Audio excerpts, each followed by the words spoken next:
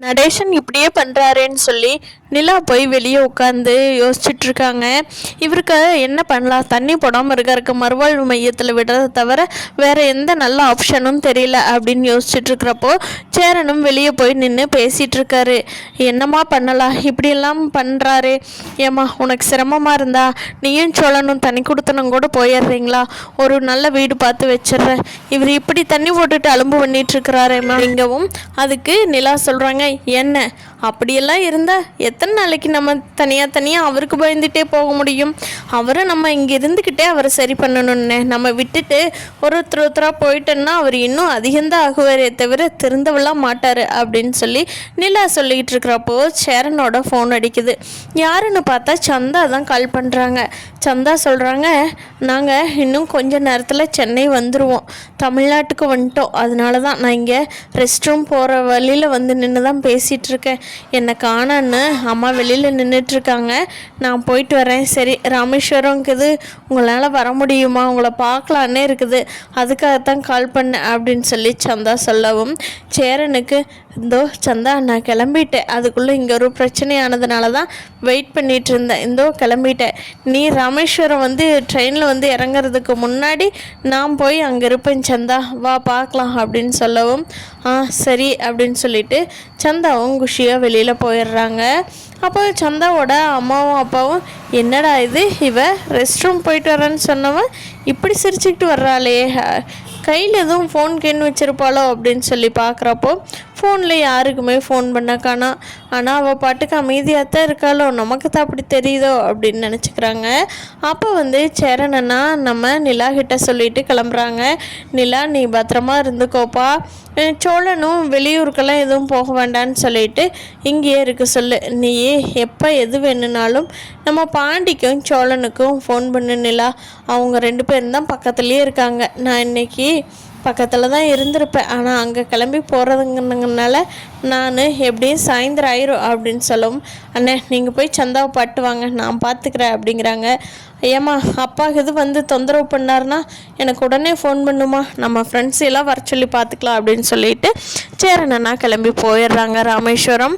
அங்கே சேரன் போய் ராமேஸ்வரத்தில் இறங்கவும் சந்தாவோட ஃபேமிலியெல்லாம் வந்திருக்காங்க.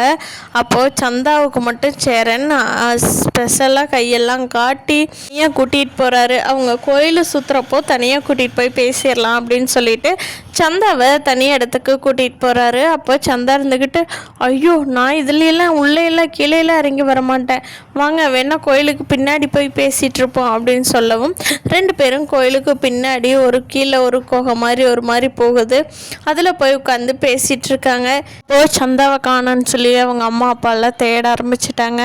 அவங்க அப்பாவுக்கு ஒரு சின்ன சந்தேகம், எங்கே நடந்து வந்துட்டு இருக்கும்போது வந்துட்டு இருந்தாலே பொண்ணு, அதுக்குள்ளே காணாமல் போயிட்டு அந்த சேரனுக்கு இது வந்திருப்பானோ, அவன் வந்தாலும் வந்திருப்பான் நம்ம பொண்ணோட மனசை கெடுக்கிறதுக்குன்னே அப்படின்னு சொல்லி சேரனோட மாமனார் அதாவது சந்தாவோட அப்பா வந்து தேட ஆரம்பிச்சிட்டார்.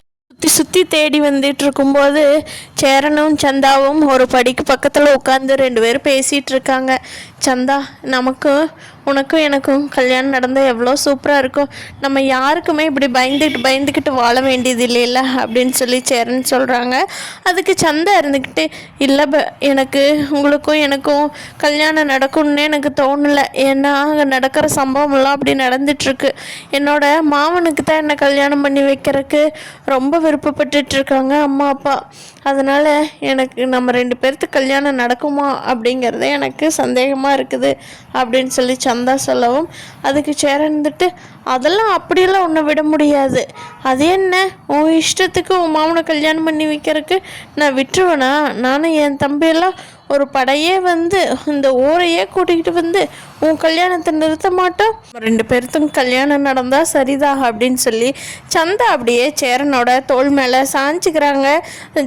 சேரனும் சந்தாவை அப்படியே அணைச்சிக்கிட்டு 2 பேர் உட்காந்துருக்கிறப்போ, சரி நான் இங்கேயே உட்காந்துருந்தேன்னா லேட் ஆயிரும், அங்கே என்ன காணோன்னு தேடிக்கிட்டு வந்துடுவாங்க, ரொம்ப சந்தேகமாயிரும் அவங்களுக்கு அப்படின்னு சொல்லி சந்தா எந்திரிச்சு கிளம்பி ஓடுறாங்க.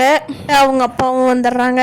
ஏய் சந்தா ஓடாத, இரு அதெல்லாம் யாரும் பார்க்க மாட்டாங்க அப்படின்னு சொல்லிக்கிட்டே சேரன் அண்ணா பின்னாடியே போகும்போது கரெக்டாக சந்தாவோட அப்பா வந்து நின்றுறாரு. என்ன இங்கே என்ன பண்ணிகிட்ருக்கீங்க அப்படின்னு சொல்லி சந்தாவை பார்த்து கேட்குறப்போ, அது ஒன்றும் இல்லை, நான் அவரை சும்மா பார்க்க வந்தேன் அப்படின்னு சொல்லி சந்தா சொல்லிகிட்டு இருக்காங்க.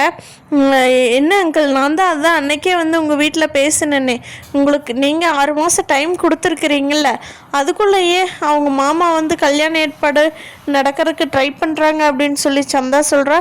நீங்கள் 6 மாதம் டைம் கொடுத்துருந்தீங்களா, அதுக்குள்ளே நீங்கள் கேட்ட பொருள் எல்லாமே நாங்கள் கொடுத்துருவோம், 6 மாதம் மட்டும் வெயிட் பண்ணுங்க அப்படின்னு சொல்லி சேரன் சொன்னதுக்கு சந்தாவோட அப்பா சொல்கிறாரு, அதெல்லாம் நடக்காது தம்பி, சந்தாவை உனக்கு கல்யாணம் பண்ணி கொடுக்க மாட்டோம், அவனுக்கு சந்தாவோட மாமா இருக்கான், மாமாவுக்கு தான் கல்யாணம் பண்ணி கொடுப்போம், அந்த கல்யாணம் பண்ணுறதுக்கு இந்த தோஷம் வந்து தடையாக இருக்கக்கூடாது, ராமேஸ்வரம் போயிட்டு வரணும் அப்படின்னு ஜோசியக்காரர் சொன்னதுனால தான் இங்கே ராமேஸ்வரத்துக்கு கூட்டிகிட்டு வந்தேன், இல்லைன்னா இந்த தமிழ்நாட்டு பக்கமே விட்டுருக்க மாட்டேன் அப்படின்னு சொல்லி சந்தாவோட அப்பா சொல்லவும், இல்லை நீங்கள் அன்றைக்கி ஒத்துக்கிட்டீங்களே 6 மாதம் டைம் கேட்டதுக்கு அப்படிங்க, அது வந்து நீ இங்கே ஊரில் இருந்து வந்துட்டே, அதனால் உன்னை கடத்துறதுக்காக நான் அப்படி ஓகே பண்ணேன், மற்றபடியெல்லாம் சந்தா உனக்கு இன்னைக்கு மட்டும் இல்லை, என்றைக்குமே சந்தா உனக்கு கிடைக்க மாட்டா அப்படின்னு சொல்லிடுறாங்க. கேட்ட சேரனுக்கு மனசு ஒடிஞ்சு போய் கவலையாக உட்காந்துருக்குறாரு. கடலை பார்த்துக்கிட்டே அப்போ நிலாகிட்ட இருந்து ஃபோன் வருது.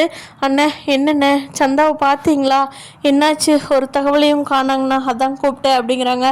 அதெல்லாம் பார்த்தம்மா, ஆனால் சந்தாவுக்கு தான் அவங்க மாமன் கூட கல்யாண ஏற்பாடு நடக்குது, எனக்கு தெரிஞ்ச ஏதோ ராமேஸ்வரத்துலேயே வச்சு தாலி கட்டிடுவாங்க போல், அந்த மாதிரி கல்யாண ஏற்பாடெல்லாம் நடந்துகிட்ருக்குது அப்படின்னு சொல்லிக்கிட்ட சேரனா புலம்புறாங்க.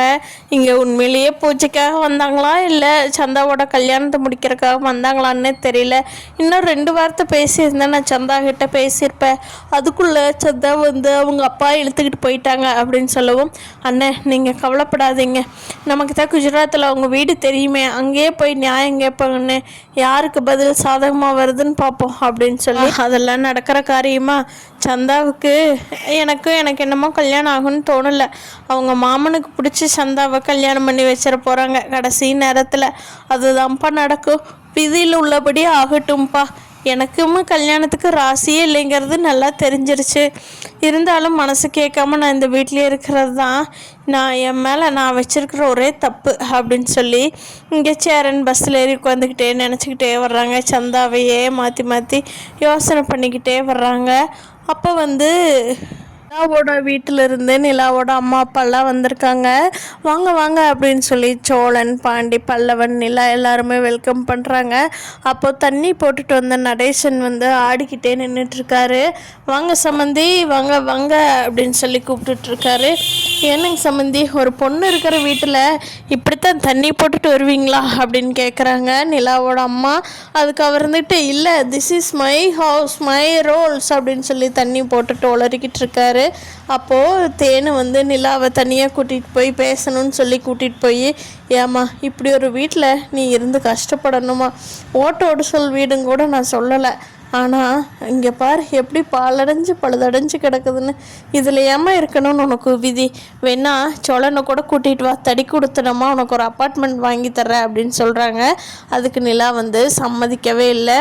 பார்க்கலாம் ஃப்ரெண்ட்ஸ், ஐயனார் குடும்பம் இன்னும் எந்த அளவுக்கு எப்படியெல்லாம் மாறப்போகுது அப்படிங்கிறத பொறுத்திருந்து பார்க்கலாம். இந்த வீடியோவில் இருக்கிற மாதிரி நடக்கும்னு நான் நினைக்கிறேன். நீங்கள் என்ன நினைக்கிறீங்கன்னு கீழே கமெண்ட் பண்ணுங்கள். தேங்க்யூ.